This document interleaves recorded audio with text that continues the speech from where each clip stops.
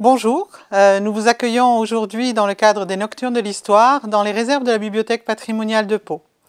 Cette bibliothèque, qui remonte au XVIIIe siècle, conserve dans des fonds qui ont été hérités de la Révolution française 2 livres prestigieux qui sont des livres d'heures. Ces livres d'heures n'ont pas été des confiscations de la Révolution française, puisque l'un a été acheté par un conservateur, Marcel Bouissy, qui a marqué l'époque en développant tous les services jeunesse et notamment en enrichissant les collections avec ce livre d'heures qu'elle a acheté en 1961 pour la modique somme de l'équivalent de 2500 €.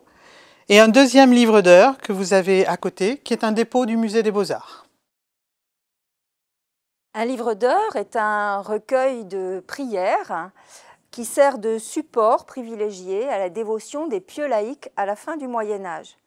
C'est un livre qui est adapté de ce qui existait déjà pour les clercs et qui est adapté pour les laïcs à partir du XIIIe siècle.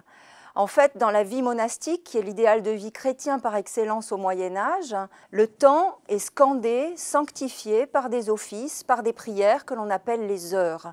Il y en a 8, 7 pendant la journée et 1 pendant la nuit, les fameuses matines de la comptine Frère Jacques, qui est la plus connue de ces heures canoniales. En lisant et en méditant et en priant sur un livre d'heures, un pieux ou une pieuse laïque de la fin du Moyen-Âge, des XIVe et XVe siècles, vit à l'imitation de ce temps quotidien sanctifié comme dans la vie des clercs. C'est donc un signe de piété particulier.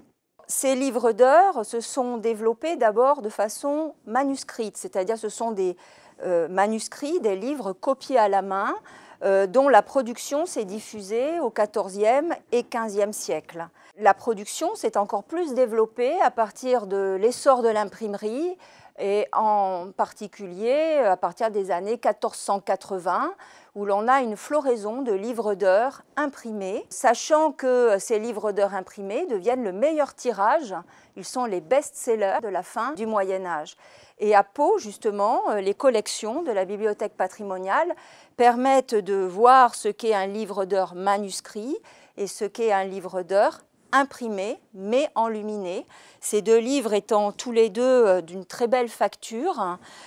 Évidemment, rien de commun avec des très riches heures d'un duc de Berry, mais ce sont quand même des livres d'heures très représentatifs et déjà largement au-dessus de la moyenne de la production des XIVe et XVe siècles. Vous voyez que lorsque ces 2 livres d'heures sont posés côte à côte, ils sont de petit format.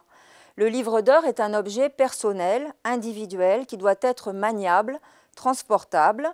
Il peut être pour l'un tenu au creux des mains et pour l'autre, qui est un petit peu plus grand, il peut être rangé dans une bourse ou dans le coffret d'une chambre, comme l'attestent des inventaires après décès du temps. L'un d'eux possède encore des restes de sa couverture de cuir d'origine, aujourd'hui restaurée. Le plus ancien de ces livres d'heures est manuscrit. Dans l'état actuel des connaissances, mais il mériterait une étude approfondie, il est daté du milieu du XVe siècle. Il compte 126 folios de parchemin, c'est-à-dire une peau animale, finement tannée, préparée pour recevoir la copie du texte et les enluminures. Il est orné de belles lettrines, avec des aplats de feuilles d'or qui chatoient la lumière, et ces lettrines sont aussi filigranées à l'encre de couleur. Des miniatures très soignées, de belles, voire de très belles factures ornent le livre. Voyez par exemple cette annonciation d'une très grande finesse qui fait penser au style de grand maître de la seconde moitié du XVe siècle. La qualité de ce livre peut s'expliquer par son possesseur, sur lequel nous avons quelques indices. Nous y reviendrons. Il s'agit de Jean le Jeune, écuyer du sire Pierre de Beaujeu, qui n'est autre que le gendre du roi de France Louis XI, et conseiller de Charles VIII. Pour réaliser un tel manuscrit, se sont succédés des artisans de talent qui appartiennent alors à divers métiers, parcheminiers, copistes, enlumineurs de lettres, peintres des bordures, peintres de miniatures, peut-être de diverses mains, et relieurs.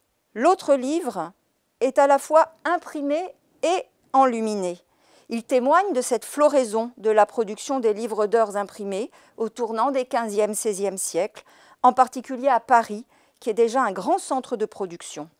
C'est un imprimé, mais sans doute ne le voyez-vous pas, à première vue, tant il imite parfaitement le manuscrit. Ce parchemin très fin, que l'on appelle le vélin, est imprimé en cursive gothique bâtarde, imitant l'écriture manuscrite, très nette et d'une encre d'un noir très dense. Le texte est rythmé par des bouts de ligne, des pieds de mouche qui soulignent les paragraphes, rehaussés d'or et de couleurs vives. Des bordures foisonnantes, enluminées, encadrent le texte, et des enluminures pleine page, 7 au total, ainsi que 13 vignettes complètent le décor de ce très beau livre d'heures imprimé et enluminé. Regardons la fuite en Égypte, dont on peut apprécier la scénographie, le mouvement, les jeux d'arrière-plan entre ville et paysage naturel, la finesse des personnages, l'éclat des couleurs, et le tout, vous le voyez, dans un cadre figuré de style déjà très renaissant. Ces scènes ont été imprimées à partir de bois gravés, mais ensuite ont été enluminées à la main. Ce type de livre d'heures composite est particulièrement intéressant puisqu'il témoigne à la fois du goût d'une clientèle fortunée pour une esthétique du manuscrit traditionnel et en même temps de son adhésion à la nouveauté proposée par la technique de l'imprimerie. Ce livre a pu être rapproché par sa composition et par les bois gravés utilisés de livres d'heures imprimés et enluminés sortis de l'atelier de Gillet Ardouin pour son frère, le libraire Germain Ardouin, pour un atelier parisien bien connu du début du XVIe siècle. En revanche, nous ne savons rien ni du commanditaire, ni de la provenance de cet objet. Alors, on ne peut pas rentrer dans le détail, car il existe de multiples variantes, mais un livre d'heures s'ouvre toujours par un calendrier qui liste les fêtes et les jours sacrés de l'année. Certains calendriers sont ornés d'enluminures qui font référence aux signes du zodiaque, aux travaux des champs, selon le cycle de la nature et des saisons. Mais dans le cas des livres d'heures conservés à Pau, les calendriers sont dépouillés, seules les lettrines sont ornées. Suivent des extraits des évangiles que l'on lit en relation avec les grands moments de l'année liturgique. Et puis, au cœur du livre d'heures, il y a les heures de la Vierge, illustrées par la nativité des scènes de l'enfance du Christ, annonce au berger, adoration des mages, présentation au temple, fuite en Égypte par exemple. Les heures de la croix, enluminées d'une crucifixion, ou celles du Saint-Esprit, qui sont ouvertes par une représentation de la Pentecôte. La dévotion au Christ est centrale, mais la piété mariale est privilégiée dans la dévotion de la fin du Moyen-Âge. Elle est au cœur des livres d'heures. La mort et le souci du salut sont également très importants. Le roi David annonce les psaumes de la pénitence, récités pour se repentir et éviter l'enfer. L'office des morts est parfois ouvert par la représentation de la mort personnifiée, particulièrement impressionnante dans le livre d'heures de Jean le Jeune. L'office des morts est récité lors de veillées funèbres ou pour se souvenir des défunts, pour prier pour eux, dans l'espoir de réduire le temps de purgatoire. Plus heureusement, les saints, les saintes peuvent être également priés. C'est ce que l'on appelle les suffrages des saints, pour lesquels chaque saint ou sainte est illustré par une vignette. Par exemple, à ces folios du livre d'heures imprimé, Saint Sébastien, percé de flèches, Saint Nicolas et les 3 petits-enfants ressuscités sortant du saloir.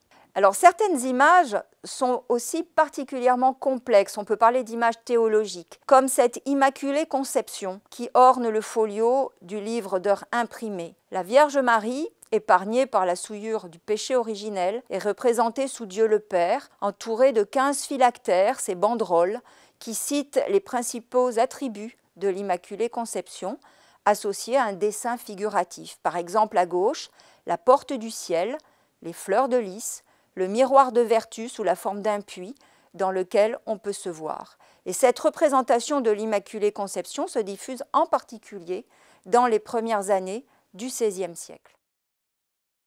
Dans la vie quotidienne de la fin du Moyen-Âge, le livre d'heures accompagne une dévotion qui est devenue plus personnelle, plus individuelle, intime, fondée sur l'émotion de celui ou de celle qui prie chaque jour ou à des moments importants de sa vie. Les textes et les images sont étroitement associés. L'image est à la fois un décor, un repère dans le texte, mais aussi le support de la méditation et de la prière. Cet usage très personnel du livre d'heures explique que chaque livre est adapté à une commande. D'abord en fonction du pouvoir d'achat du commanditaire, donc plus ou moins enluminé, mais aussi en fonction des choix et des préférences dans la dévotion des textes, standards, stéréotypés, mais aussi on peut ajouter des choix personnalisés, certaines prières, certains saints et saintes.